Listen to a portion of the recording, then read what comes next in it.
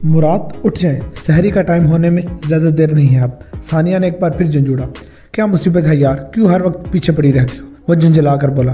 सानिया ने एसी बंद करके मुराद की चादर उतार दी और रिमोट लेकर बाहर निकल गई। इसे इल्म था कि अब मुराद के लिए सोना मुहाल हो जाएगा। इसका अंदाज़ा बिल्कुल दुरुस्त साबित हुआ। कुछ ही देर बाद वो पिन्नाता हुआ बाहर चला आया। पौन घंटा बाकी है अभी सहरी का वक्त खत्म होने। तुम मेरे सर पर ढोल बजा रही हो क्यों? वैसे तो आपको उठना नहीं था, मैं अकेली बैठी थी यहाँ। इसने जुज़बुज़ होकर जवाब दिया। जिब्रान और उस्मान आज मोहल्ले के चंद पुराने दोस्तों के हमरा सहरी के लिए फूड स्ट्रीट गए हुए हैं। पता नहीं कब खत्म होगा तुम्हारा ये बचपना। तुम्हें लगता है कि ये सब करके तुम बहुत क्यूट लगती हो? वो हर एक लफ्ज़ को चबाते हुए बोला। खैर है, इतने अंगारे क्यों चबाने लगे आजकल? इसकी पेशानी पर बल पड़ गए। मुराद के मिजाज की तुंदी कुछ अरसे से काफ़ी बढ़ गई थी। इस सवाल पर मुराद ने शररबाज नज़रों से इसे देखा और सहरी के लवाजमात की जानिब बढ़ गया। वो इन दिनों महजबी के ग़याब पर बेजार। वो 4 रोज़ से गैर हाजिर थी। इस पर मुतसाद मोबाइल फ़ोन भी आफ्ता। मुराद की जहनी और कल्बी कैफियत बेतरह ज़ेरो ज़बर हो चुकी थी। गुस्सा गोया नाक पर तरह रहने लगा था। अब भी ऐसा हुआ था। सहरी में पराठे और आमलेट देखकर इसका मिजाज फिर बिगड़ गया। सालन की उजाड़ फिर गई है क्या? जितना मुझे खर्चा मिलता है इसमें ये मिल जाए तो भी गनीमत समझे, सानिया ने तंज करके कहा। इसे मुराद के रंग ढंग बेहद मशकूक दिखाई देने लगे। घरेलू खर्च की फराहमी में भी वाज़ेह कमी कर दी गई थी। इस्तफसार पर हर दफ़ा यही उज़र मिलता कि सीज़न ऑफ होने की वजह से तनख्वाह मुकम्मल नहीं मिली। मार्केट में इफ्तारी और रोज़ा शय की तकरीबात में बचने वाला खाना वो घर लाने की बजाय महाजबीन को दे दिया करता ताकि इसे मज़ीद ज़ेरे बार कर सके। महाजबीन का ख्याल आते हुए एक बार फिर मुस्तरिब हो गया। इस इज़्तिराब ने तैश बनकर सानिया को अपनी लपेट में ले लिया। लानत है ऐसी ज़िंदगी पर जब डंग का खाना ही नसीब ना हो। लानत हो ऐसी कमाई पर और लानत हो ऐसी बीवी पर। इसने गुस्से से प्लेट खिसकाई और तनफन करता हुआ बाहर निकल गया। सानिया एहसास तौहीन से शल बैठी रही। अगले 9 घंटे तक वो बहते आंसुओं में मुश्किल खाना जहर मार करती रही। इसने ऐसी तन्हाई कभी महसूस नहीं की। इसी रोज़ कमरे में जाकर वो सोने के बजाय एक बार फिर तकिया और चादर लिए लाउंज में सोफे पर दराज होगी। दिलो दिमाग बेतरह सुलग रहे थे। मुराद उस रोज़ नए औकात कार की वजह से 11 बजे दफ्तर पहुंचा तो सत बिन आया हुआ था। कुछ देर ही बाद माँ जब बीबी वहीं चली आई। तुम कहाँ गायब हो गई थी? लगता है अपनी नौकरी प्यारी नहीं है तुम्हें। वो अपना गुस्सा काबू ना रख सका। ये कंपटीशन का दौर है बेबी, एक नहीं हज़ारों तैयार है जगह लेने के लिए। जी मैं जानती हूँ, अस्पताल दाखिल थी, माँ जबीन ने नकाहत से बताया।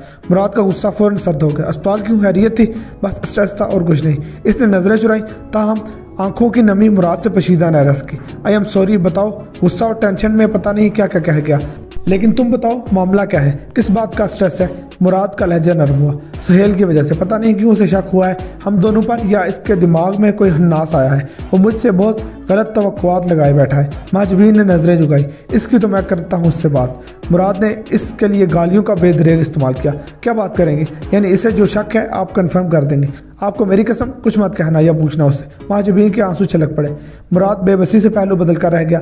आपसे बस यही रिक्वेस्ट करूंगी कि आप बाहर कहीं मिल लिया करें। आप अरेंज कर सकते हैं ना बाहर? इसने मासूमियत से आंखें सिटपटाई। हाँ तुम फिक्र ना करो, मैं कर लूँगा सब। बस ठीक है, अब तुम जाओ, शाम की पार्टी का सेटअप कर लो। मुराद ने किसी हद से के तहत कहा। गुस्सा मत कीजिए और ना ही कुछ उल्टा सीधा सोचिए प्लीज़। कुछ भी करने से पहले मेरा ख्याल कर लीजिएगा। मुराद ने इसके इल्तिजा पर इस बात में सारी लाया। दफ्तर से निकलते वक्त माजबीन के होंठों पर मुस्कुराहट रेंगने लगी। इसे अपना मकसद पूरा होता हुआ दिखाई देने लगा। सानिया का मिजाज सख्त कबीला था। इसने मुराद को हस्बे साबिक फ़ोन भी नहीं किया। सोशल मीडिया की गलियों में कदम रखा तो जैद की जानिब से इनबॉक्स में इफ्तारी की चंद तस्वीर और एक शुक्रिया का पैगाम मौजूद था। वो इसकी बदौलत अपनी दरीना ख्वाहिशात की तकमील करने में कामयाब हो पा रहा है। ये सब आपकी मेहनत से। मेरा क्या कमाल है? सानिया ने एक गहरी सांस भरते हुए लिखा। नहीं, कमाल तो आप ही का है। आपको अंदाज़ा भी नहीं कि आपके हाथों और अल्फाज में क्या जादू है। जैद के इन अल्फाज ने सानिया के सोहता दिल में एक अजीब सा सुकून फराहम किया। इसने जैद का ये फिक्रा इतनी बार पढ़ा कि इसे हर लफ्ज़ के हिज्जे अजबर हो गए। अगर आप माइंड ना करें तो अपने बारे में कुछ बताइए, जैद ने बड़ी अपनाइयत से कहा। सानिया ने जवाबी तौर पर कुछ सोचते हुए अपना ज़ाती तारुफ कराया। ये तो मैं भी जानता हूँ, आपकी 1-2 पोस्ट से अंदाज़ा हो गया था मुझे। मैं तो आपको जानना चाहता हूँ। जैद की ये बात सानिया पर अजीब तरीके से असरअंदाज हुई। अच्छा तो खुद ही पूछ लें क्या पूछना चाहते हैं। इसने बिला सोचे समझे लिख भेजा। सबसे पहले तो ये कहूँगा कि आपके शौहर बहुत ही लकी हैं कि इन्हें आप जैसे केयरिंग खातून का साथ मिला है। अब सच में एक आइडियल है। जैद के अल्फाज और इस अंदाज पर इसके दिल में हुक उठी। पर्दा तस्वर पर मुराद का कफ उड़ाता हुआ चेहरा और इस्तेहज़ाइया अंदाज रक्स करने लगा। एक बात पूछूं सानिया जी, इनकार तो नहीं करेंगे? इसने खौफज़दा होने वाली इमोजी के साथ पूछा। हाँ कहो। इसने उलझ कर पूछा, वॉइस कॉल पर बात कर सकती हैं आप मुझसे? मैं आपकी नर्म रफीक और मोहब्बत भरी आवाज़ सुनना चाहता हूँ। जैद ने इल्तिजा की, प्लीज़ इनकार मत करना प्लीज़, मैं कॉल कर रहा हूँ। ओके। जैद इसे सोचने समझने का मौका ही नहीं देना चाहता था, इसलिए फ़ोन फ़ौरन ही कर दिया। सानिया ने कदरे हिचकिचाते हुए फ़ोन उठा लिया। जैद की आवाज़ में शाइस्तगी, नरमी और अपनाइयत भरी हुई थी जो इसे बेहद भाई। वो इससे ज़ाती पसंद, नापसंद और मशागल के बारे में दरियाफ्त करता रहा। सानिया को इसे जवाब देकर एक नाकाबिल फहम खुशी और सनसनी महसूस हो रही थी। जैद का अपनाइयत भरा अंदाज इसे अपनी ही नज़रों में मोतबिर कर रहा था। इस रोज़ उन्होंने तकरीबन 2.5 घंटा बात की। वो सानिया की हर बात बहुत तवज्जो और अपनाइयत से सुनता। इसके बाद ये एक मामूल बन गया। इनकी फ़ोन कॉल्स के दौरानिया में इजाफा होने लगा। सुबह के अलावा अब नमाज तरावी के औकात में भी बात हो जाती। अगले एक हफ्ते में सानिया बेतरा जैद के वजूद की आदी सी होगी और फिर जैद की जानिब से एक नया मुतालबा सामने आ गया। मुराद ने महाजबीन से मुलाकात के लिए एक खसूसी बंदोबस्त करा लिया था। इसके किसी दरीना दोस्त का एक फ्लैट इन दिनों खाली था। मुराद ने इसी से इस्तेफादा करने का फैसला किया। वो महाजबीन के साथ कुछ यादगार वक्त गुजारना चाह रहा था। महाजबीन ने भी कोई एतराज़ न किया और मुकर्रर वक्त पर वहाँ पहुँच गई। इसने खुद को सर तपा बड़ी सी चादर में ढांप रखा था। मुराद ने उस मुलाकात में भी अपनी अनायात का भरपूर खिराज वसूल किया। महाजबीन हैरानकुन तौर पर बहुत पुरजोश थी। इस सरशारी में डूबे मुराद को अंदाजा ही ना हुआ कि वो इसकी गफलत का फ़ायदा उठाकर मोबाइल फ़ोन एक मखसूस जाविये पर सेट करके वीडियो बनाने की तैयारी कर चुकी थी। वैसे मुराद, आपने कभी बीवी के बारे में कुछ नहीं बताया। इसने बड़ी लगावट से अपने जानू पर सर रखे मुराद से दरियाफ्त किया। इसे इस बात की कतई बेफिक्री थी कि मोबाइल में मुराद की वीडियो बहुत रवानी से बन रही थी। इन खूबसूरत लम्हात में ये किसका नाम ले लिया भाई? वो बहुत मजा हुआ। चेहरे पर भी तकर्रुत के असरात उभर आए। क्यों भाई, आपकी शरीके हयात हैं वो? महाजबीन ने मासूमियत से कहा, अज़ाब हयात कहो तो ज़्यादा बेहतर होगा। वो किसी अज़ाब की तरह मेरे सर पर मुसल्लत रहती है, हर वक्त टेंट है और हर वक्त हड़बूंग। मुझे तो लगता है इसके माँ बाप कौवे खिलाते रहते हैं इसे। वो नागवारी से बोला, ओह यानी आप भी मेरी तरह शादी से नाखुश हैं? महाजबीन आजुर्दा हुई, नहीं बस गुजारा कर रहा हूँ क्योंकि कज़न भी है वो मेरी। इस रिश्ते में किसी दरार से ख़ानदान में दरारें आ जाएंगी। इतने सालों में इसकी आदत बदली है, ना ही कोई जायका हाथ में आया है। इसकी आदतें घुटन पैदा करती हैं मेरे अंदर। मुझे किसी भी तरफ से सुकून नहीं। मुराद ने अपनी मजलूमियत का भरपूर मुजाहरा किया। और आपकी औलाद वो किससे ज़्यादा करीब है? वो भी माँ के ही है। बाप उनके लिए बस एक ATM है और कुछ नहीं। फिर भी खुशकिस्मत है वो। महाजबीन ने गहरी सांस भरी। खुशकिस्मत तो तुम्हारा शोहर है भाई, तुम्हारे रूप में से एक बेहतरीन तोहफा मिला है। कोई मुझसे पूछ कर देखे तुम्हारी कदर। मुराद ने वालिहाना नजरों से देखा। वैसे मुराद, अगर आपकी वाइफ को हमारे बारे में इल्म हो गया तो? सानिया ने दरियाफ्त किया। तो क्या इस सनकी और हब्ती औरत ने मुझे जान से ही मार देना है? वो बेसाहता कह उठा। जहन में कई साल कबल एक वाक़या उजागर हुआ जब सानिया ने इसकी गैर नसाबी सरगर्मी पकड़ ली थी। इसका ववेला और ख़ानदान का दबाव बर्दाश्त करना मुराद के लिए हासा नाकाबिले बर्दाश्त साबित हुआ था। इस दौरान सानिया ने गुस्से और तैश में ऐसे तंबीह की कि आइंदा ऐसे किसी भी सूरत हाल में वो इसकी जान लेने से गुरेज नहीं करेगी। सानिया की आंखों से छलकता हुआ जुनून और चेहरे की पत्थरीली सख्ती ने मुराद को बावर करा दिया कि वो महज कोई तंबीह या धमकी नहीं है। और अगर कभी वो भी इसी ऐसे रिश्ते में मुलविस हो गई तो? महाजबीन ने तलही से मुस्कुरा कर कहा। इस सवाल ने मुराद को शल कर दिया। वो कई लम्हों तक कंग रहा। आखिरी रोज़े की सुबह का आगाज़ हुआ तो इब्तिदाई अलैक्स के बाद ज़ैद कहने लगा, मैं आपसे वीडियो कॉल पर बात करना चाहता हूँ। तानी, इसकी क्या ज़रूरत है ज़ैद? वो लम्हे बार के लिए हिचकिचाई। आपको नहीं होगी ज़रूरत लेकिन मुझे तो है। वो मसला, तस्वीरें देख तो रखी हैं तुमने मेरी। तस्वीरों और लाइव में फ़र्क होता है। मैं कॉल करने लगा हूँ बस। इसने उजलत में कहा और वीडियो कॉल मिला दी। सानिया ने उंगलियों से अपने बार संवारे, दुपट्टा दुरुस्त किया और लरजती उंगली से सब्ज बटन दबा दिया। ज़ैद की पुरशौक निगाहें इस पर मरकूज थी। वह इसके चेहरे और वजूद को एक अजीब तशनगी से देख रहा था। सानिया एक बार सनसनी महसूस करते हुए बोली, ऐसे क्या देख रहे हो? तुम्हें देख रहा हूँ बस, और सोच रहा हूँ कि अपने दिल की बात कहूँ या नहीं। वो गहरी सांस लेकर कहने लगा, ऐसी क्या बात है भाई जिसके लिए तुम्हें सोचने की जरूरत पेश आ रही है? सानिया की धड़कनें बेतरतीब हुई। आई लव यू तानी, I love you so much. मुझसे कभी दूर मत होना। मैं तुम्हारे बगैर अब जिंदगी का तस्वर भी नहीं कर सकता। ज़ैद के इन अल्फाज से सानिया का पूर सनसनी और लज्जत आमेज खुमार में भीग गया। ज़ैद ने सिलसिला कलाम जारी रखते हुए कहा, मैं जानता हूँ तुम्हारा घर, बच्चे और शोर सब अहम है। मैं बस चाहता हूँ कि अपने वक्त में कुछ पल मुझे दे दिया करो। बोलो, दिया करोगे ना मुझे? छोड़ोगे तो नहीं मुझे? नहीं, इसने बेसादगी से कहा। ज़ैद की तजर्बाकार निगाहें अपनी कामयाबी बांप गई थी। शॉपिंग कर ली फिर मुराद और बच्चों के लिए? ज़ैद ने मौजूद तब्दील करते हुए दरियाफ्त किया। सानिया ने गुज़श्ता रोज़ी से बताया था कि वह शोहर और बच्चों की ईद की खरीदारी के लिए बाजार जाएगी। हाँ, हो गई है। इसने भी गहरी सांस ली। और मेरे लिए क्या लिया? मुझे ईदी नहीं दोगी क्या? इसने बड़े मान से पूछा। सानिया लहजा भर के लिए मुतज़ब्ज़ब हो गई। हकीकत यही थी कि इसे ज़ैद के लिए कुछ ना कुछ खरीदने का ख्याल कई बार आया था। क्या हुआ? सोच में पड़ गई। अगर नहीं देना चाहती तो ना दो। कोई ज़बरदस्ती थोड़ी है ये। ज़ैद ने अफसुर्दगी जताई। मैं जो ईदी दूंगी वो ले लोगे क्या? कहीं ऐसा तो नहीं कि बाद में तुम्हारी सेल्फ रिस्पेक्ट हर्ट हो? सानिया ने एक हदसे के तहत कहा। नहीं, तुम्हारे हाथों से तो जहर भी कबूल है मुझे, इसने वालिहाना अंदाज में कहा। सानिया ने पुरसोच अंदाज में सर हिलाया और अलविदाई कलिमात के बाद एक करीबी दुकान से ज़ैद के नंबर पर 10,000 रुपये मुंतकिल करा दिए। यह रकम इसने घर के पर्दों की तब्दीली के लिए बचाई हुई थी। मेरी तरफ से यह ईद का एक हकीर सा तोहफा, इनकार मत करना प्लीज़, अपने लिए जो भी पसंद हो ले लेना। इसने घर आकर ज़ैद को पैगाम भेजा और लज्जत आमेज़ खुमारी से सरशार आंखें बंद की कितनी ही देर बिस्तर पर नींद दराज रही। ये तुम क्या कर रही हो सानिया? क्या मुराद के साथ बेवफाई रही? इसके वजूद में एक बार कमज़ोर सी सदा पैदा हुई। पता नहीं बेवफाई है या नहीं, अपने हिस्से की खुशियों का हसूल जो भी है, मैं खुश हूँ, बहुत खुश। इसने सख्ती से कमज़ोर सदा को दबा दिया। और अगर मुराद ने इस बेवफाई पर तुम्हें कटहरे में खड़ा कर लिया तो एक और हदसे ने सर उठा लिया तो क्या होगा? ज़्यादा से ज़्यादा क्या होगा? जान से मार देगा तो मार दे। इस रोज़ रोज़ के अजाब और मरने से जान तो छूट जाएगी ना। एक ही बार ज़िंदगी के इस अजाब से जान छूट जाएगी। नफ्स का फसूम मुकम्मल तौर पर गालिब हो चुका था। मकतूल की लाश अब सर्द होने लगी थी। मकतूल की मौत की ये होलनाक ठंडक इसके पोरों से वजूद में सरायत कर रही थी। इसने मकतूल के चेहरे पर उंगलियां फेरकर इसकी ठंडक को मजीद अपने अंदर उतार लिया। सर्दी का ये एहसास इसके जामिद और मुंतशिर असाब को एक अजीब राहत देने लगा। मैंने तुम्हें कत्ल करके गलती कर दी, इसने खुद कलामी की। फिर खुद ही अपनी बात की तरदीद और तस्हीह करते हुए कहा, तुम्हें इतनी जल्दी कत्ल करने की गलती कर दी है। मुझे पहले तुमसे ये पूछना चाहिए था कि ये बेवफाई क्यों? आखिर क्या कमी थी मुझ में? किसने इस हद तक बेवफा होने पर मजबूर कर दिया था? इसके सवाल का जवाब अब तिश्ना ही रहना था। ईद की छुट्टियों में मामूलात ज़िंदगी एक नए तगैर में डाल गए। उस्मान और जिब्रान दोपहर तक सोकर वक्त गुजारते और शाम को दोस्तों के साथ कहीं ना कहीं घूमने फिर निकल जाते। मुराद हस्बे आदत मोबाइल पर कोई ना कोई सीज़न देखने में मसरूफ़ होता। सानिया घर के कामों में उलझी और खाना पकाने में मशगूल रहती। सोशल मीडिया पोस्ट इसी रवानी और तसल्सल से जारी थी। वो अपने बनाए गए खानों की तस्वीर भी ज़रूर पोस्ट करती। इस दौरान ज़ैद की गुफ्तगू का सहर भी दिलो दिमाग को अपने गिरफ्त में लिए रखता। छुट्टियों के बायस तवील फ़ोन कॉल का वो सिलसिला भी तातुल का शिकार हो गया। ज़ैद की बेचैनी और तरफ दीदनी थी। वो मैसेज पर अपनी तरफ का इजहार के बगैर ना रह पाता। एक दफ़ा अपनी आवाज़ सुना दी, तानी बस 2 मिनट बात करेंगे, मुझे ऐसा लग रहा है कि आज मेरी सुबह तलू ही नहीं हुई। इसके इसरार पर तानिया बेबस होकर किचन में ही चंद मिनट की कॉल कर लिया करती। तानिया को इसका इस्तराब खुमार ज़दा करने लगता। वो मुख्तलिफ काम करते करते इसी के सैर में मगलूब रहती। मम्मा जी क्या बात है, आजकल बहुत खामोश रहने लगी हैं, तबीयत तो ठीक है ना आपकी? जिब्रान एक रोज़ दोपहर के खाने पर तशवीश से बोला। कानों का सुकून बुरा लग रहा है क्या तुम्हें? मुराद ने लुकमा चबाते हुए कहा। तानिया ने सुलगती हुई नजरों से देखा, ताम कुछ ना बोली। इस बार आप लोग मामू और फुप्पो वगैरह से मिलने भी नहीं गए। उस्मान ने अपने तई याद दहानी करी।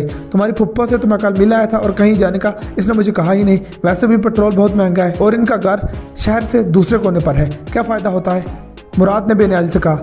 तानिया एक लम्हे में सुलग कर रह गई। हाँ, अपनी बहन से मिलने चले गए। इसके घर बहन से तो इतना भी ना हुआ कि मुझे ईद मुबारक का कोई मैसेज ही कर दे। वहाँ जाकर बीवी को बुरा बनाकर आए होंगे कि वही मिलना नहीं चाहती। बाकी रही बात मेरे भाइयों की, तो वहाँ जाकर इनके सरों पर एहसान मत करें कोई। वो हमारी किसी 3rd क्लास से लिए गए 500-400 के केक के भूखे नहीं हैं। वो गुस्से से बोली। देखिए ज़ुबान अपनी माँ की, मेरा हौसला है जो इस बदजुबान औरत को इतने सालों से बर्दाश्त कर रहा हूँ। मुराद को भी तैश आ गया। तो छोड़ दिया होता ना मुझे। अगर इतनी बुरी लगती हूँ तो आप छोड़ दें मुझे, मेरी भी जान सुकून में आ जाएगी इस चकचक से। वो चिल्लाई, स्टॉप इट प्लीज़। उस्मान ने चम्मच मेज़ पर पटखा और जिब्रान से मुखातिब होकर कहने लगा, मम्मा को कमरे में ले जाओ तुम, इन्हें मैं हैंडल करता हूँ। जिब्रान ने ऐसा ही किया। ज्यादती करते हैं पापा जी आप भी वैसे भी, इसे जलाकर कहा। हाँ, तुम भी माँ की ही साइड लोगे और बाप तो तुम्हारा कुछ लगता ही नहीं। मुराद ने खाने के बर्तन खिसकाए और घर से बाहर निकल गया। इसे माँ जबीन से गुफ्तगू की बेतरह तलब महसूस हो रही थी। खाने के बाद जिब्रान और उस्मान दोस्तों के हमरा चले गए।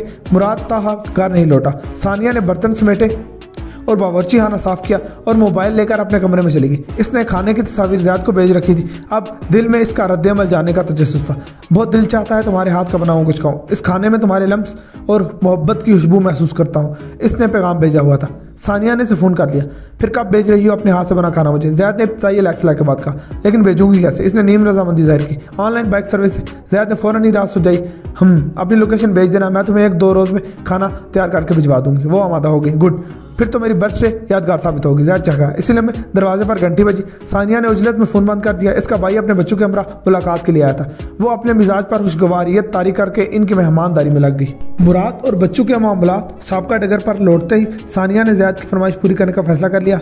वो ज़ैद की बातों, वजूद और तवज्जो की इस कदर आदी हो चुकी थी कि इसके पास अपनी कैफियत का तजिया करने, कोई मलाल महसूस करने या अपने अंजाम की फिक्र करने का भी वक्त नहीं था। वो नफ्स के सहर अंगेज चाबुक खाती सो दोजियाँ से बेनियाज सरपट दौड़ रही थी। याद तो था सिर्फ इतना कि यह मुसाफिर बेतरा लज्जत आमेज़ है। याद था तो बस इतना कि इस ज़ैद से वो सब कुछ भरपूर अंदाज में हासिल हो रहा है जो मुराद की बरसहा बरस की रिफाकत में तशनगी महसूस करवाता रहा था। खाने में बिरयानी, कौरमा और खीर तैयार करने के बाद इसने 15,000 रुपये एक डबल छापर में लपेटे और बिरयानी के डब्बे में रख दिए। यह जैद की सालगिरह के लिए शॉपिंग का तोहफा था। जैद की भेजी गई लोकेशन पर ऑनलाइन बाइक भेजकर वो इंतजार की लज्जत आमेज तंसनी में मुबतला हो गई। निस्फ घंटे बाद इसे मोबाइल ऐप से अंदाजा हुआ कि सामान जैद तक पहुंच गए। थोड़ी ही देर बाद जैद की वीडियो कॉल आ गई। वो खाने के बर्तन अपने सामने रखे हुए इन्हें वालिहाना नजरों से देख रहा था। इब्तदाई लैक्स के बाद इसने बिरयानी का बर्तन उठाया और उसे दीवानावार बोसे देने लगा। ये क्या कर रहे हो, पागल हो गए हो? सानिया हैरान हुई। इन पर तुम्हारे हाथों का लम्स है ना तानी, इसलिए बस। वो महमूर नज़रों से इसे देखते हुए बोला, हाँ मैं पागल हो गया हूँ। इसने कौरमे के डब्बे से भी वही सलूक करना शुरू कर दिया। सानिया का वजूद सनसना कर रह गया। ऐसी दीवानगी का तो इसने कभी तसव्वुर भी ना किया था। बिरयानी का बाउल खोलो, इसमें तुम्हारे लिए एक और सरप्राइज है। सानिया ने सनसनी से बेहाल होते हुए कहा। जैद ने पैसे बरामद किए और संजीदगी से कहने लगा, इसकी जरूरत नहीं थी, वैसे अपने लिए बर्थडे शॉपिंग कर लेना, मुझे अच्छा लगेगा। वो भी महमूर अंदाज में बोली, या तो कोई और गिफ्ट लेना चाहता हूँ। जैद ने पुरशौक निगाहों से इसे देखा। सानिया की नज़रों में अलबत्ता इस्तिफाम था। अपने बाल खोलो ना मेरे लिए, इसने फरमाइश की। सानिया का हाथ खुदकार अंदाज में अपने सर की जानिब बढ़ा और कैचर उतार दिया। अगले ही लम्हे बाल कंधों पर बिगड़ चुके थे। ब्यूटीफुल, इसने महमूर सरगोशी की। अब ये चादर एक साइड पर रख दो। सानिया ने यह फरमाइश पूरी कर दी। इसके बाद आने वाला मुतालबा सुनकर वह लहजा भर के लिए मुतामिल सी हो गई। नहीं जैद, ये गलत है, प्लीज़। इसने मुजाहमत की। मोहब्बत में कुछ गलत नहीं होता जाने मन, प्लीज़। इसकी सरगोशी मुल्तजियाना हो गई। सानिया के हाथ हरकत से इनकारी रहे। जैद ने चंद लम्हे इंतजार किया, फिर सदमोहरी से कहने लगा, माफ़ी चाहता हूँ तानिया मैम, मैं पागल हूँ कि आपसे मोहब्बत में इंतहा से आगे बढ़ रहा हूँ। आपके लिए भला मेरी क्या हैसियत है? थैंक यू, आपने मुझे मेरी औकात बता दी, गुड बाय। इसने फ़ोन बंद कर दिया। तानिया कितनी ही देर तक चल बैठी थी। इसे भी शदीद गुस्सा आ रहा था। क्या समझकर इसने ये फरमाइश की थी मुझसे? इतना ही गिरा पड़ा समझ रखा है मुझे। अगले 2 रोज़ बाद ये गुस्सा रंज में डाल गया। चौथे रोज़ ये जज्बात इस तरह में मुंतकिल हो चुके थे। जैद ने इस दौरान इससे बिल्कुल कोई रब्ता नहीं किया था। तानिया को इसकी गुफ्तगू, वारफ्तगी और सताइश तरफ आने लगी। वो खतरनाक हद तक गुफ्तगू की लत में मुबतला हो चुकी थी। एक बार तो रब्ता करना चाहिए था ना इससे मुझसे। उसके जहन में ख्याल आया। 7वें रोज़ साबिका सभी जज्बात बेबसी में तहलील हो गए। वो जैद की कमी इस हद तक महसूस करने लगी कि आंसू पलकों की बाट फलांगने और रुखसारों के मुखी बनते रहे। इसने खुद भी कई बार रब्ते की कोशिश की, लेकिन जैद का इंटरनेट बंद था। तानिया अब अपनी मज़ाहमत को ही कोसने लगी। मुराद इन दिनों अपने दफ्तर में काफ़ी मसरूफ़ रहने लगा। ईद खत्म होते ही अगले सीज़न के लिए बुकिंग का आगाज़ हो गया। आए रोज़ 3-4 मुख्तलिफ पार्टियाँ लाजमी चक्कर लगाती। मुराद मुकम्मल दिलजमी से इन्हें घेरने में कामयाब हो जाया करता। इंतजामिया इन कामयाबी पर इसकी सलाहियतों की मजीद मुतरिफ नजर आने लगी। इसने जोड़ तोड़ और अपनी मौजूदा हैसियत से फ़ायदा उठाते हुए सहेल को मुलाजमत बदर करवा दिया और अगले ही रोज़ महाजबीन को अपने दफ्तर तलब कर लिया। अब तो खुश हो तुम? इसने शाहाना अंदाज में पूछा। ओह, तो क्या आपने? मुझे पहले ही शक था। वो साकित हो गई। मैं तुम्हारी तरफ बढ़ने वाली हवा भी बर्दाश्त नहीं करता। मुझसे दूर होने की कोशिश ना करना कभी, मैं कब्र से भी निकाल लाऊंगा तुम्हें। मुराद की आंखों में जुनून छलकने लगा। इतनी मोहब्बत करते हैं आप मुझसे? महाजबीन ने बेयकीनी से कहा। हाँ, तुम्हारी सोच से भी ज़्यादा। बल्कि मैं तो कहता हूँ तलाक ले लो अपने शोर से, मैं तुमसे शादी कर लूँगा। मेरा तो ये सोच कर खून ही खोलता रहता है कि वो तुम्हारा शरई हकदार है। महाजबीन इसके इस मुतालबे पर शशतर रह गई। आप भूल रहे हो कि हम दोनों बच्चों वाले हैं। इसने संभल कर कहा। तो क्या हुआ, छोड़ो इन्हें अपने बाप के पास, मैं भी आज़ाद कर दूंगा अपने बीवी बच्चों को। मैं जान गया हूँ कि इनमें कोई भी मेरा सगा हमदर्द नहीं। वो सर्द मोहरी से बोला।